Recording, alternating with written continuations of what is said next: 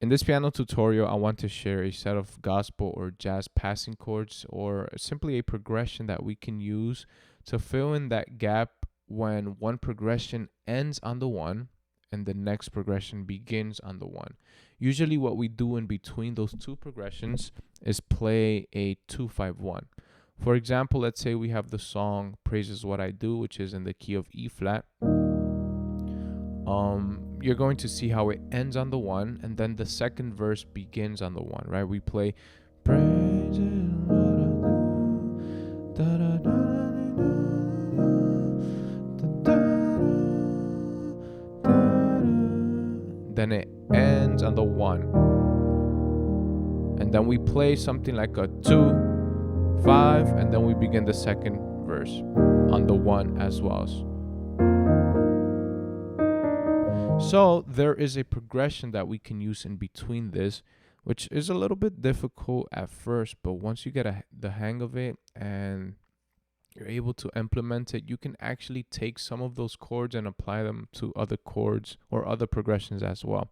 And I'll teach it in E flat, but I'll also teach it in C major in this same video for those of us who are more comfortable with that key. So the progression itself sounds something like this.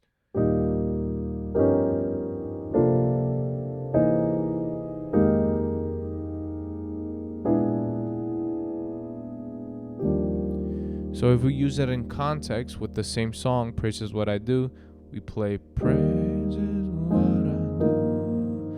Da, da, da, da.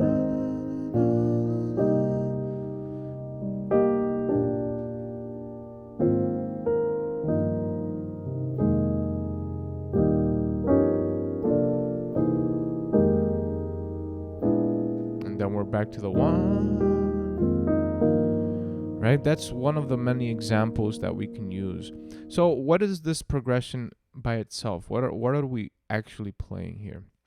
So like I said, it's sort of substituting a 2-5-1 if we want to think about it that way. But the actual numbers that we use, and if we play it in a basic way, we're playing a 1, then a 3, or even simpler,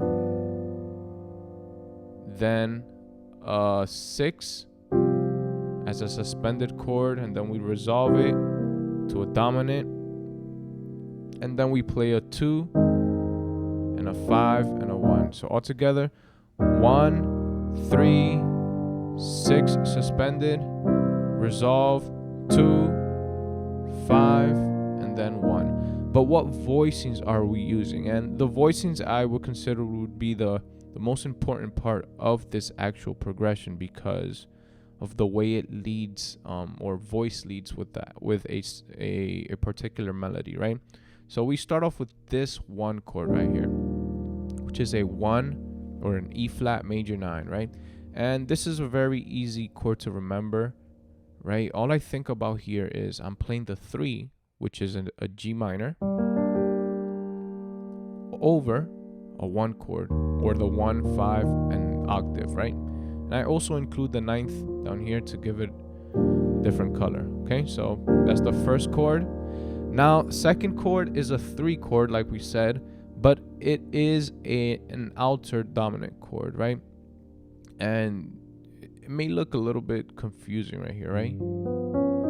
This is the actual voicing we use. This is a G7, sharp 9, sharp 11, flat 13.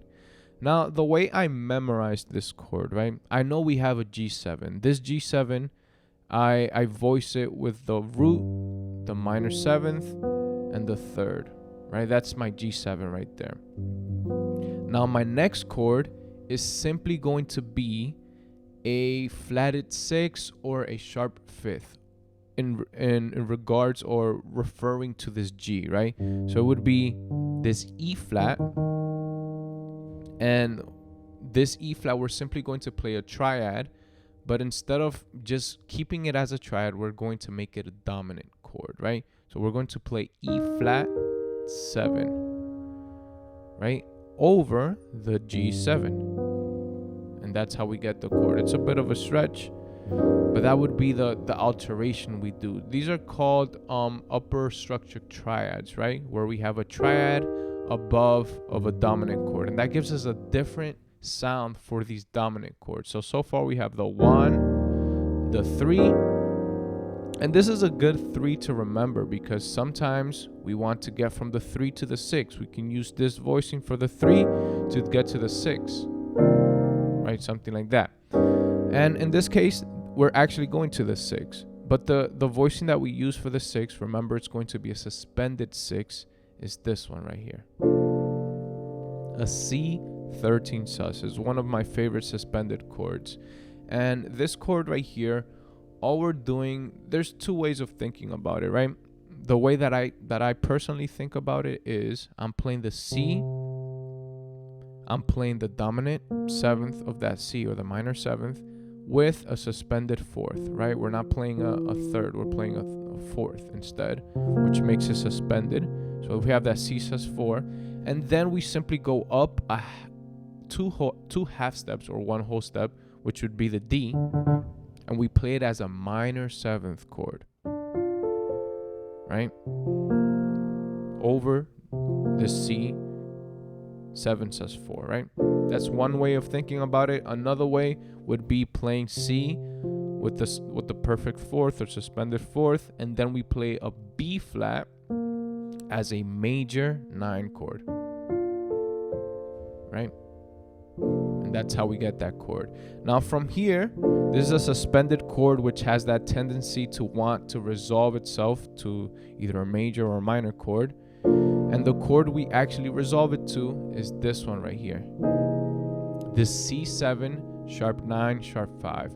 Very similar to the 3, which was in G. Remember, this chord, very similar in that we're playing an altered dominant. So we have the root, the 3rd, and the minor 7th, which give us this C7, and then we play a triad in our right hand, which happens to be, again, a sharp 5 or a flat 6, right, which is A flat in regards or referring to the C. So we played it as a major chord, right? This A flat major over this C7 gives us this voicing right here. So far we have 1, 3, 6 suspended. Then we play this 6, right, as an altered dominant. I forgot to include the octave up here, which is pretty important for the voicing, right? And then we play a 2 chord, which is going to be voiced in this way, right? F minor 11. This chord I've taught it in other tutorials as well, right? All I'm doing here is playing an F minor. We can include the octave down here, right? Under an E flat in this case, right?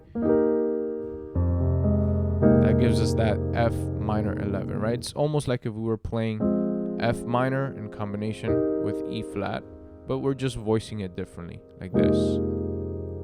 Okay? And I actually use my thumb to play these 2 notes right here. So that's going to be our 2. Then our 5 chord is again going to be an altered dominant chord, and we're going to voice it in this way. Right? It's a B flat 7, flat 9, flat 5. Now this chord again is just a combination of a dominant chord with a triad in the right hand. In this case, the triad is actually a 7th chord, right? It's not a triad. We're playing an E7. We're adding the 7 down here. And we just combine it with a B flat 7, right? And that's how we get this chord right here. And then we're back to the 1 chord. So all together, once again, 1, 3, 6 suspended, 6 altered, 2, 5, and 1. Now, before I teach it in C majors, there's actually one change we can do for the 5 chord, or the 2-5 chord, right? So we have this. We can actually play this variation right here. We play a 2, And then instead of playing this for the 5, instead of playing an E as a triad, we can play a G as a triad. And that gives us that B flat, 13 flat 9, and then we can resolve it to the 1 chord once again, and that would be a different variation to the same progression. Now let's move on to C major. How would we play the same progression? All we have to do is transpose everything down, right? But the best way to do this is by using the same intervals, right? That way we can sort of get used to moving these progressions to other keys. So we have the 1, right? In this case, we have a C major 9, right? Compared to the one we had over here. Now we're playing it down here. C major 9. And you're going to notice that the voicing might not be exactly the same. But the point that I want to make is that we're keeping that melody within the actual progression, right? And making sure that it's comfortable for our fingers. So we have C major 9. Then we go to the 3. Remember, in this case, it's E. We form that E7.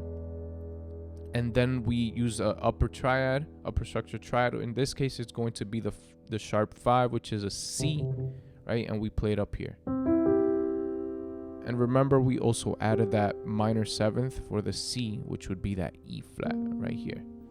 So we get that E7, sharp 9, sharp 11, flat 13. Then we have the suspended 6th chord, which we voice as an A with the minor 7th and the suspended 4th. We go up a whole step and play a minor 7 chord, right, on that B minor 7. And then we resolve it to an A, 7, sharp 9, sharp 5. In this case, it's a combination of that A, the sharp 5 as a major chord, right? And we just include the minor 7th and the 3rd in this case, right? Then we go to the 2, which we voice as a D minor 11. Don't really have to explain this one again, right? It's just a C major over a D minor. Then the 5, remember we voiced it as a G with the minor 7th, and we play right, we play in this case a C sharp as a dominant chord, okay? Or if we do the variation, we can play an E major as this different variation for an altered chord, and then we're back to the 1 chord, which we can voice however we want. So it would be again 1, 3, 6 suspended, 6 altered, 2, 5 altered, and then we're back to the 1, or 2, 5, and 1. Okay? So that's basically the progression. If you're not subscribed to this channel, you can subscribe right now. That way you can keep receiving these types of videos. And quick reminder, I have a piano course available in the description of this video, which includes many different progressions like the one I taught today in this video. Hopefully you're able to benefit from that. It's in the first link in the description. And if you have any other suggestions, please leave them in the comment box below.